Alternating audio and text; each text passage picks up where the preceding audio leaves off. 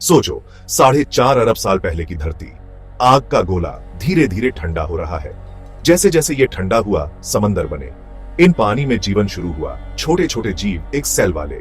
ये हमारे सबसे पुराने एंसेस्टर्स थे, बड़े से पानी वाले दुनिया में बस टाइनी से। अरबों सालों तक ये सिंगल सेल्ड ऑर्गेनिजम्स ही धरती पे थे। ये बढ़ते गए, इवॉल्व हुए और अपने एनवायरनमेंट के हिसाब से ढल गए। लेकिन 540 मिलियन साल पहले कुछ कमाल का हुआ। लाइफ, जैसा हम जानते हैं, एक बहुत बड़ा लीप लिया। कैम्ब्रियन एक्सप्लोजन धरती के इतिहास का सबसे इंपॉर्टेंट इवेंट्स में से एक है। सोचो, एक दुनिया जहां बस माइक्रोस्कोपिक ऑर्गेनिजम्स हैं और अचानक कॉम्प्लेक्स लाइफ फॉर्म से भर जाती है। फॉसिल रिकॉर्ड्स यही बताते हैं। ट्राइलोबाइट्स, सेगमेंटेड बॉडीज और आंखों वाले समंदर के नीचे रेंगते थे। एनोमलोकारिस, एक खतरनाक प्रेडेटर, अपने शिकार को पकड़ता था। ओशन जिंदगी से भर गए, पहले वाले क्वाइट सिंगल सेल्ड वर्ल्ड से बिल्कुल अलग। ये अचानक लाइफ का एक्सप्लोजन साइंटिस्ट्स के लिए सोचने वाली बात है। फॉसिल रिकॉर्ड्स, जो लाइफ हिस्ट्री का रिलायबल क्रॉनिकल है, मानो एक चैप्टर स्किप कर गया।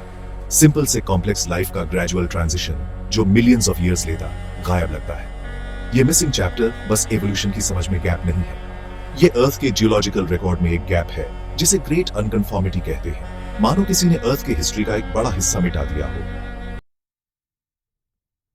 ग्रेट अनकन्फॉर्मिटी को समझने के लिए हमें जियोलॉजी के हिस्ट्री में जाना होगा। दो पायनियर्स, जेम्स हटन और जॉन वेस्ली पावेल, ने डीप टाइम की समझ की नींव रखी। जेम्स हटन एक स्कॉटिश जियोलॉजिस्ट को मॉडर्न जियोलॉजी का फादर माना जाता है।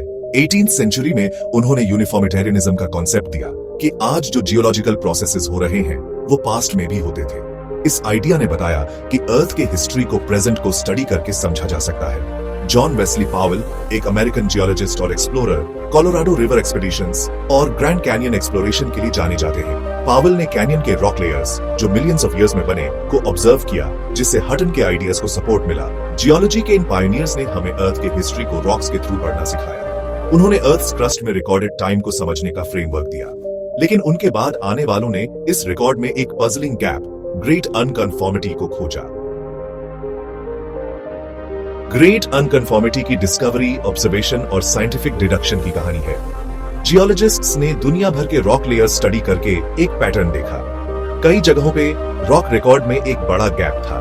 बिलियंस ऑफ ईयर्स पुराने रॉक्स यंग रॉक्स के नीचे थे, बीच के लेयर्स गायब थे, मानो जियोलॉजिकल टाइम का एक बड़ा हिस्सा गायब हो। ये गैप, ग्रेट अनकन्फॉर्मिटी, ग्रैंड कैनियन में जॉन वेस्ली पावेल ने पहली बार आइडेंटिफाई किया। उन्होंने देखा कि कैनियन के oldest rocks, Vishnu शिस्ट, younger sandstone layers से एक अनकन्फॉर्मिटी से सेपरेट थे। ग्रेट अनकन्फॉर्मिटी दुनिया के दूसरे हिस्सों में भी मिला, नॉर्थ अमेरिका से ऑस्ट्रेलिया तक। इस ग्लोबल फिनोमिनन ने बताया कि एक बड़े इवेंट या इवेंट्स ने अर्थ की क्रस्ट का एक हिस्सा इरोड कर दिया, जियोलॉजिकल रिकॉर्ड में एक गैप छोड़ दिया। सेक्शन 5, जियोलॉजिकल रिकॉर्ड में एक गैप। ग्रेट अनकन्फॉर्मिटी बस रॉक रिकॉर्ड में गैप नहीं है, ये अर्थ के हिस्ट्री की समझ में गैप है। इस मिसिंग टाइम में क्या हुआ? अनकन्फॉर्मिटी के ऊपर और नीचे के रॉक्स में इतना डिफरेंस क्यों है? ग्रेट अनकन्फॉर्मिटी के नीचे के रॉक्स बहुत पुराने हैं, बिलियंस ऑफ ईयर्स। ये मेटामॉर्फिक रॉक्स हैं जो अर्थ के क्रस्ट के अंदर हीट और प्रेशर से बने। ये रॉक्स यंग अर्थ की कहानी बताते हैं। अनकन्फॉर्मिटी के ऊपर के रॉक्स यंग हैं, hundreds of millions of years. ये सेडिमेंटरी रॉक्स हैं, जो सेडिमेंट्स जैसे सैंड और मड से बने। ये रॉक्स स्टेबल अर्थ की कहानी बताते हैं, ओशंस, कॉन्टिनेंट्स और कॉम्प्लेक्स लाइफ के शुरुआत के साथ। इन दोनों अलग रॉक्स के बीच के मिसिंग लेयर्स अर्थ के हिस्ट्री का एक बड़ा हिस्सा है। इस टाइम में क्या हुआ? क्या कोई ग्लोबल कैटास्ट्रोफी हुआ जिसने अर्थ के क्रस्ट का हिस्सा इरोड कर दिया, या ये ग्रेजुअल प्रोसेस था, मिलियंस ऑफ ईयर्स का स्लो इरोजन? सेक्शन 6, स्नोबॉल अर्थ हाइपोथेसिस। कई थ्योरीज ग्रेट अनकन्फॉर्मिटी को एक्सप्लेन करने की कोशिश करती है। सबसे इंटरेस्टिंग है स्नोबॉल अर्थ हाइपोथेसिस। ये थ्योरी कहती है कि 750 और 580 मिलियन साल पहले अर्थ एक्सट्रीम ग्लेशिएशन से गुजरा। सोचो, पूरा प्लेनेट बर्फ में ढका है, पोल से इक्वेटर तक। ओशंस जमे हुए, ग्लेशियर्स कॉन्टिनेंट्स को स्कावर कर रहे हैं और टेम्परेचर बहुत लो। स्नोबॉल अर्थ हाइपोथेसिस यही पिक्चर दिखाती है। इस थ्योरी के हिसाब से इन एक्सट्रीम ग्लेशिएशंस ने अर्थ के क्रस्ट का एक हिस्सा इरोड कर दिया, माउंटेन्स को ग्राइंड किया और वैलीज बनाए। सेडिमेंट्स ओशंस में डिपॉजिट हुए और यंग सेडिमेंट्री रॉक्स बने, जो हम ग्रेट अनकन्फॉर्मिटी के ऊपर देखते हैं। स्नोबॉल अर्थ हाइपोथेसिस ड्रामेटिक और इंटरेस्टिंग थ्योरी है। ये मिसिंग रॉक लेयर्स एक्सप्लेन करती है। और कैम्ब्रियन पीरियड में लाइफ के एक्सप्लोजन का एक पॉसिबल ट्रिगर देती है। लेकिन सभी साइंटिफिक थ्योरीज की तरह इसके क्रिटिक्स और अनआंसर्ड क्वेश्चंस हैं। Section 7, magnetic field collapse theory. Great unconformity को एक्सप्लेन करने वाली दूसरी थ्योरी अर्थ के मैग्नेटिक फील्ड से रिलेटेड है। यह थ्योरी कहती है कि अर्थ का मैग्नेटिक फील्ड, जो हमें सोलर रेडिएशन से बचाता है, कुछ टाइम के लिए कोलैप्स या वीक हो गया होगा। स्ट्रॉन्ग मैग्नेटिक फील्ड के बिना अर्थ सोलर वाइंड्स और कॉस्मिक रेज से बॉम्बार्ड होता। ये रेडिएशन एटमॉस्फेयर को स्ट्रिप कर सकता था, अर्थ के सरफेस को इरोड कर सकता था और लाइफ के एवोल्यूशन को भी अफेक्ट कर सकता था। इस हाइपोथेटिकल मैग्नेटिक फील्ड कोलैप्स का टाइम ग्रेट अनकन्फॉर्मिटी के पीरियड से मैच करता है। इससे लगता है कि दोनों इवेंट्स लिंक्ड हो सकते हैं। शायद वीकेंड मैग्नेटिक फील्ड के इरोजन ने रॉक के मिसिंग लेयर्स बनाए।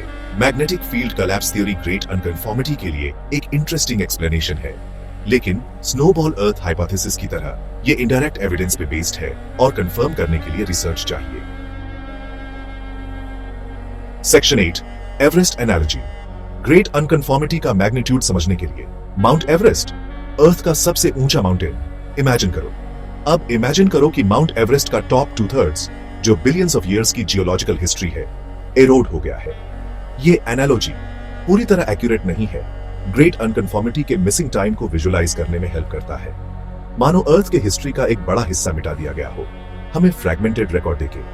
ग्रेट अनकन्फॉर्मिटी जियोलॉजिकल प्रोसेसेस के पावर और जियोलॉजिकल टाइम के वास्टनेस की याद दिलाता है। ये हमारे नॉलेज की लिमिटेशंस और हमारे प्लैनेट के हिस्ट्री के मिस्ट्रीज को भी हाईलाइट करता है।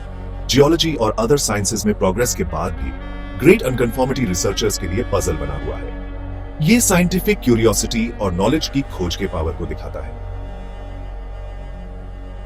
सेक्शन 9, एक अनसुलझी पहेली। ग्रेट अनकन्फॉर्मिटी अर्थ साइंस के सबसे इंटरेस्टिंग मिस्ट्रीज में से एक है।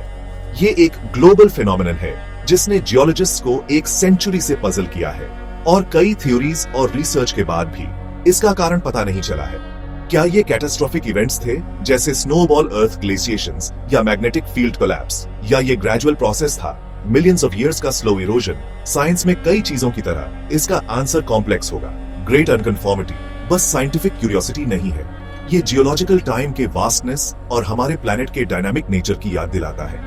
ये जियोलॉजिकल फोर्सेस के पावर को दिखाता है जो अर्थ के सरफेस को शेप करते हैं, हिस्ट्री के चैप्टर्स को मिटा देते हैं। जैसे जैसे हम अपने प्लैनेट को एक्सप्लोर करते हैं, सरफेस के ऊपर और नीचे, हमें ग्रेट अनकन्फॉर्मिटी और अर्थ के हिस्ट्री के मिसिंग चैप्टर्स के क्लूज मिलेंगे। इन आंसर्स की खोज न्यू डिस्कवरीज और हमारे प्लैनेट के रिमार्केबल जर्नी की डीप अंडरस्टैंडिंग कराएगी।